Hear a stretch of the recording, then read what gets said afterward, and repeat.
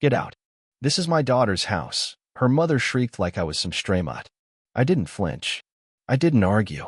I calmly zipped up my duffel bag, folded my shirts one by one, and placed them with deliberate care. I could feel her eyes burning into the back of my neck, hoping to break me, to trigger some emotional outburst. But I didn't give her that satisfaction.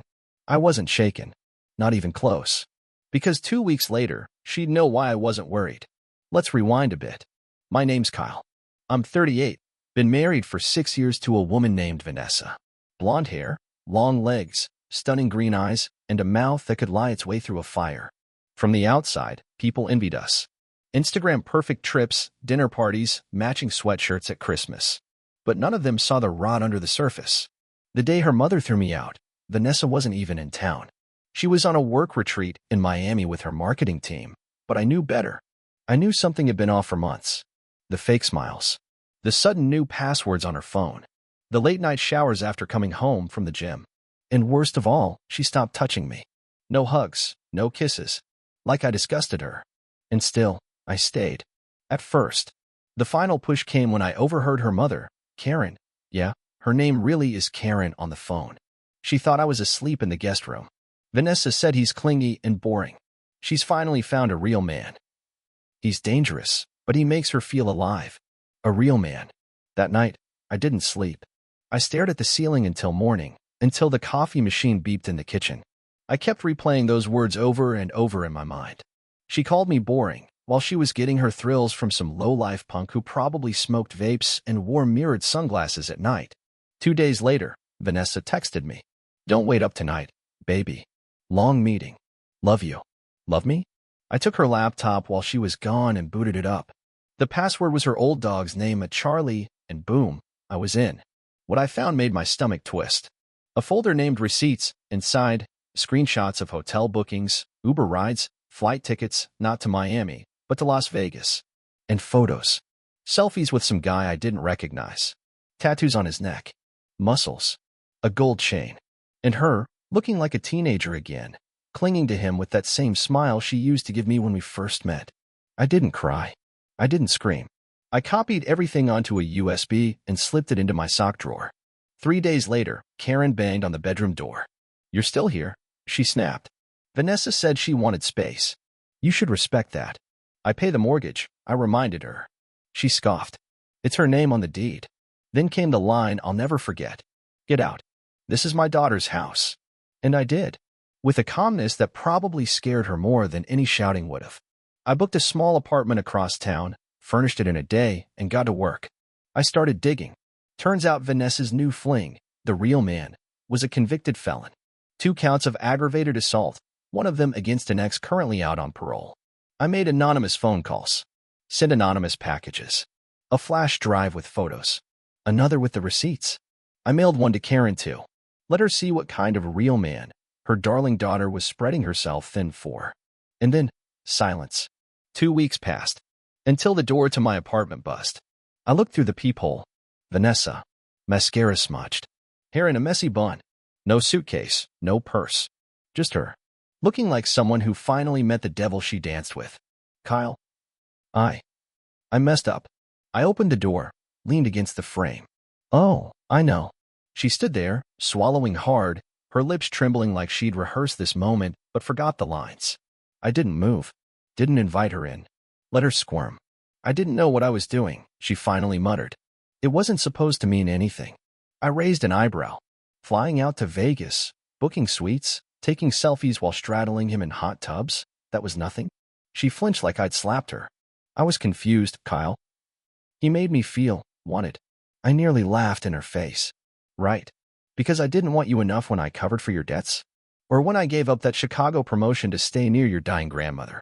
Or when I spent my weekends trying to fix that leaky sink while you were out shopping for paint samples? She shifted her weight, eyes darting. She wanted in. She wanted safety.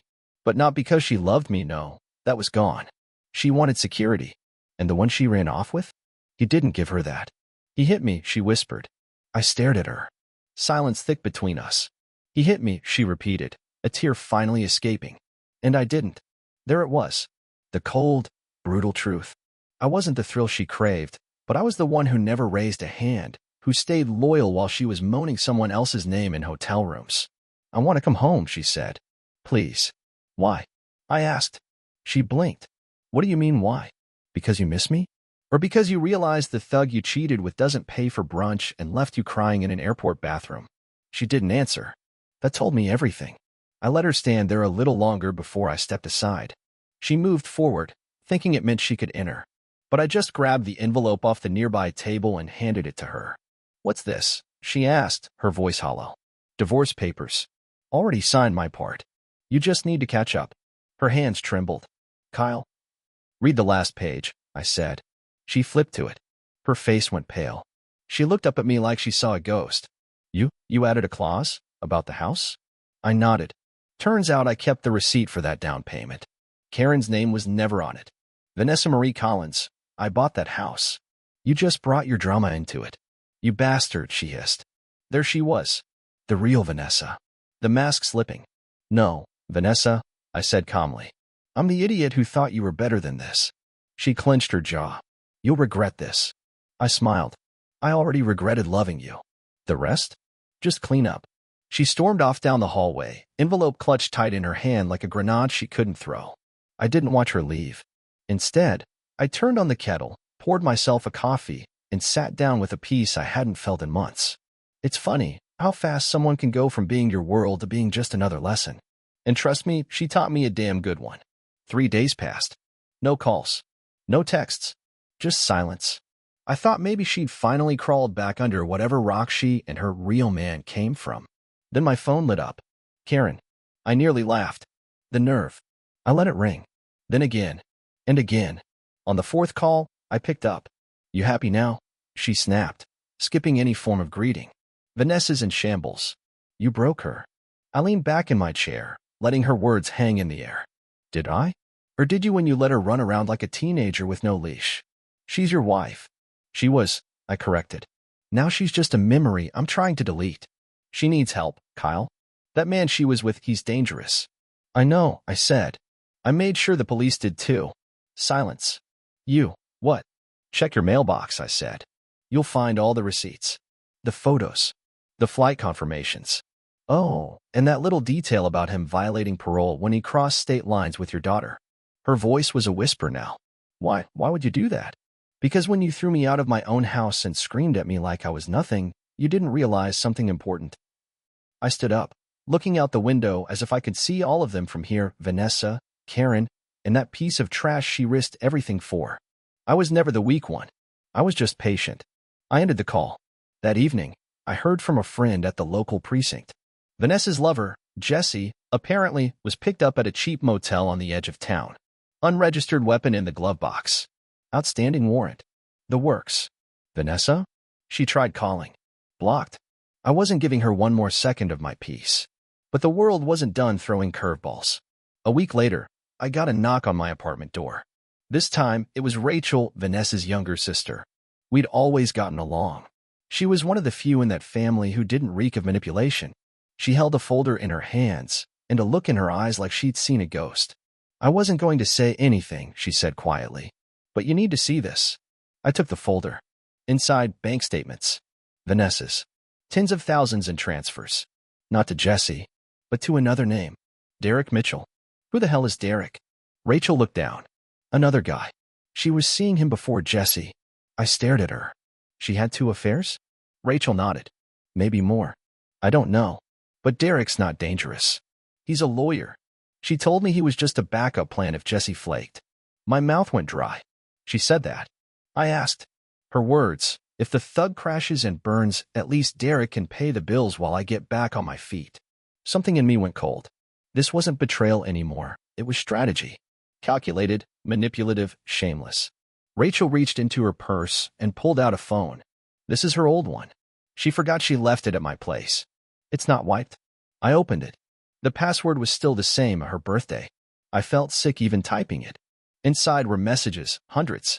Vanessa playing both sides, stringing Jesse and Derek along, while texting me for space and clarity. One thread stuck out. A conversation between her and Karen. Vanessa, I'm going to tell Kyle I want to work on us. Karen, he'll fall for it. He always does. Vanessa, until I get the house in my name. Then I'm done playing nice. I closed the phone and set it down like it was radioactive. Rachel looked at me, her voice barely above a whisper. I'm sorry. I nodded, numb. Don't be.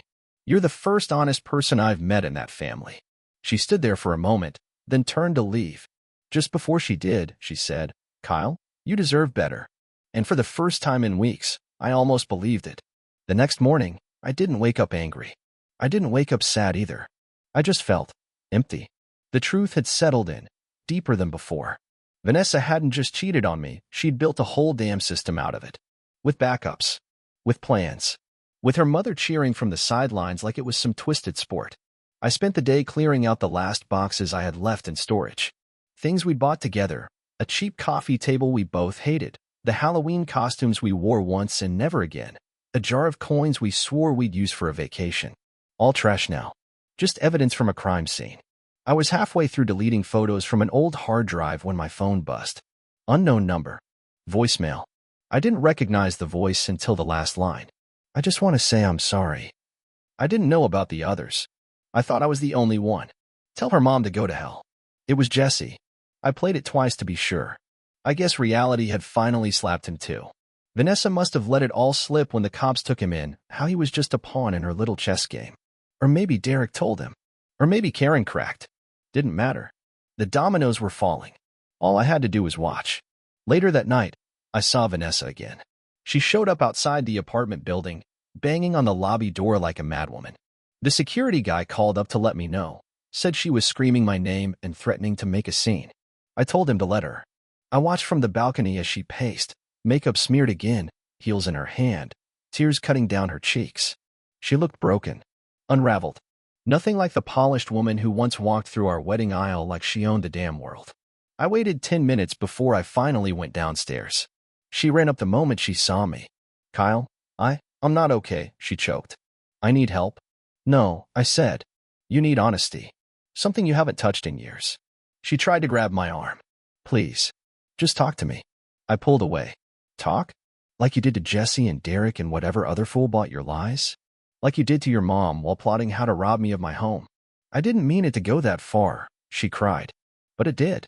You don't get to play dumb now. You planned it. You enjoyed it. Vanessa's voice cracked. I was scared, okay. I thought I was losing myself, and Jesse made me feel alive and... I cut her off. No. Jesse made you feel like a drug. And Derek made you feel safe. And I made you feel bored. That's the truth, right? She didn't respond. I nodded slowly. You don't love people, Vanessa. You use them. And when they don't feed whatever hole you've got inside you, you toss them aside. Tears were flowing now, but I felt nothing. Just silence inside. I'm not that man anymore, I said. The one who waited up for you, who believed your lies, who defended you to everyone. She was shaking her head. Please don't do this. I already did. She looked up, eyes pleading. What do I do now? I looked her dead in the eyes. You burn. I walked away, back into the building, not once turning around. Her voice followed me, muffled through the glass, calling my name over and over like it still meant something. I got back upstairs, poured a drink, and sat in silence. And that was the first time I truly felt free. A week went by. No calls. No messages. Not from Vanessa, not from Karen, not from Derek, Jesse, or anyone else tied to that mess of a life I left behind. It was quiet. And strangely, that silence didn't feel lonely, it felt earned. Like I'd crawled through fire and come out clean on the other side. But peace has a funny way of testing you. I was at a cafe, trying to enjoy the normalcy of a cappuccino and a book, when Rachel texted me. You need to see this. Check your email. It's about your house. My stomach tightened. I paid the bill, rushed home, and opened the laptop. She'd forwarded me a scanned legal notice. Vanessa filed a motion to reclaim ownership of the house. Filed it under emotional distress. Claimed I tricked her into signing away her rights during a vulnerable mental state. She was using the old recordings of her crying outside my apartment as proof that I coerced her. That bitch. She had the gall to betray me, lie, cheat, and now claim I was the manipulator? I called my lawyer. Thank God I hired one the day I filed for divorce. He wasn't surprised. This is a classic guilt flip. We'll squash it. She's got nothing. But I wasn't about to sit and wait. I opened Vanessa's old phone again. I hadn't touched it since Rachel gave it to me, But now I needed ammo. Real ammo. Something to end this once and for all. Took me 3 hours, but I found it. A video. Just a few seconds long. Vanessa recording herself in a mirror at the hotel in Vegas, grinning like a devil, whispering into the camera. He thinks I'm on a business trip. What a sweet little idiot. 1 more month and the house is mine. Let him pack my lunch while I pack Jesse's boxers. I stared at the screen, chest tight, breath short, not from pain anymore, but from rage. I sent the video to my lawyer. He called back instantly. Game over, he said. And it was. The judge didn't even let the hearing go 10 minutes. Case dismissed. But it didn't end there. Karen showed up outside my building 2 days later. Yeah, Karen. Dressed in pearls and rage, knocking on the door like she was auditioning for a soap opera. When I opened it, she didn't even say hello. She slapped a folder against my chest. You destroyed her, she spat. I looked down. Another set of papers. Vanessa was filing bankruptcy. Jesse had drained her accounts before skipping bail. Derek? Blocked her. Her employer? Fired her after the scandal. She has nothing, Karen hissed. You humiliated her. No, I said. She did. I just let the mirror reflect. Karen's face twisted. You'll be alone forever. I smiled. That's the best offer I've had in years. She stormed off, heels clicking like gunshots. And just like that, every one of them was gone. No more lies. No more fake apologies. No more late-night fights and secret passwords and lipstick stains that didn't match her collection. Just me, the quiet, and the relief that came with finally choosing myself. And for the first time in my life, I was done bleeding for people who only knew how to sharpen knives. I thought that was the end.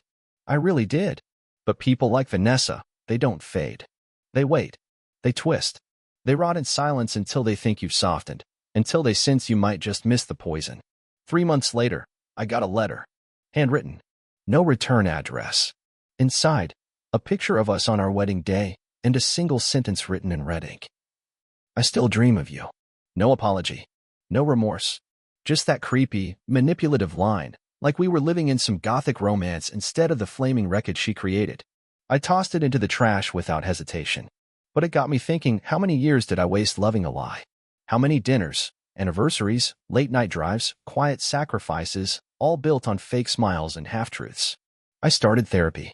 Yeah, I know men don't talk about that stuff enough.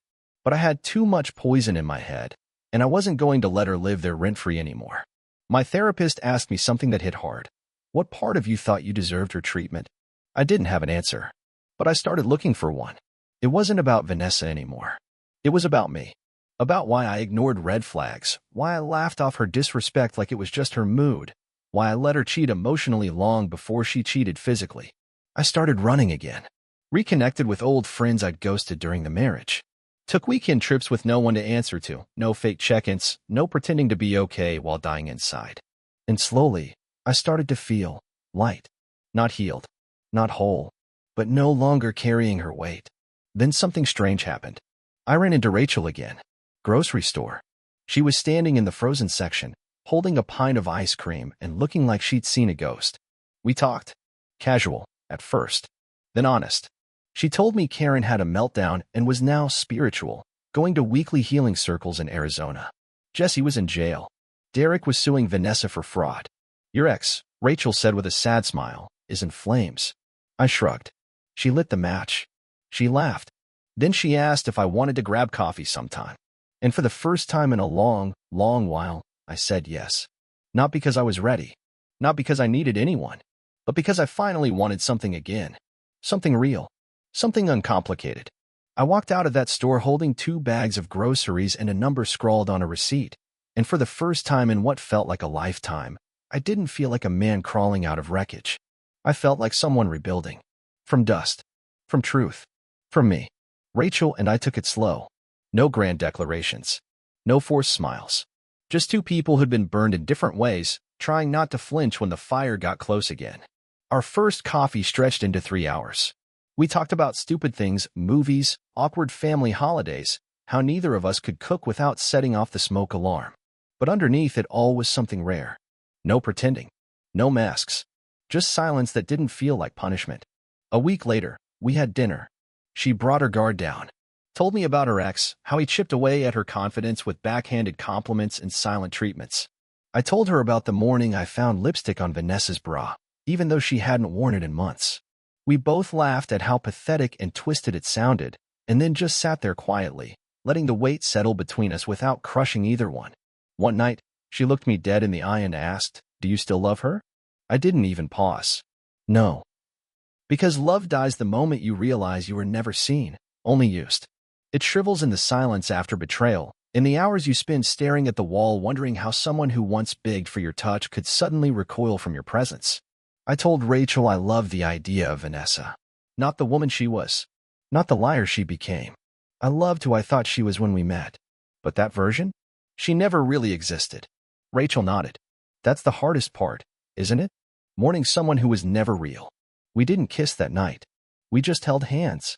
And for once, that was more than enough. Then came the final twist. A letter arrived in the mail. Not from Vanessa. From a law firm. Vanessa was suing for defamation.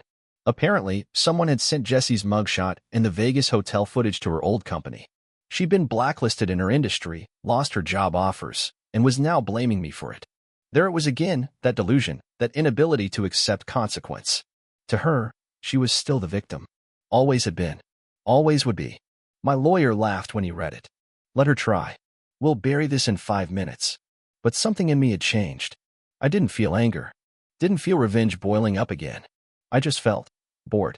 Like she was a badly written villain overstaying her welcome in a story that had already ended. I didn't even attend the hearing. Let the lawyers handle it. The case was dismissed immediately due to lack of evidence and the fact that, shocker, I hadn't sent anything. Someone else had. Maybe Jesse. Maybe Derek. Maybe Karma herself. I went out for lunch that day. Sat on a patio in the sun with a cold drink. No buzzing phone. No anxiety. No looking over my shoulder. Rachel joined me halfway through the meal, slid into the seat across from me, and smiled like the world had finally calmed down. You look lighter, she said. I am. She held up her glass. To clean slates. We clinked glasses, and for the first time in years, I realized something. I hadn't just survived Vanessa. I'd outgrown her. And damn, did it feel good. A few months later, the divorce was finalized. Clean. No assets awarded. No further contact. She tried once more, an email with no subject line. All it said was, I still believe we could have had something beautiful. I didn't reply. I didn't even finish reading it. I deleted it like spam. Because that's what she was now, noise. Background static. My therapist asked me how I felt, now that it was all over. I told him I didn't feel anything toward Vanessa. Not love. Not hate. Not bitterness. Just vacancy. She was a chapter I'd already flipped past. No need to reread it. Rachel and I never rushed. We stayed honest, raw, patient. We had good days. We had quiet ones. But every moment was real. No lies. No double lives. No pretending. One Sunday morning, we took a road trip up north. No destination. Just driving with the windows down, music low, her bare feet on the dashboard, her laughter louder than the wind. And for a split second, I looked at her and thought, this is what love should have felt like the first time. Not confusion. Not dread. Not begging someone to see your worth. But peace. Looking back, if I had to sum up what I learned, it's this. If someone can throw you away that easily, they never held you properly to begin with. And if you're sitting in the wreckage wondering what the hell just happened, breathe. Stand up. Don't chase them. Don't beg. Don't light yourself on fire hoping they'll finally feel warm. Walk away. Slowly, steadily, with everything they never appreciated still intact inside you. Then start over. With better eyes. And better boundaries. Because the moment I chose me, everything I thought I'd lost found its way back. And this time, it stayed.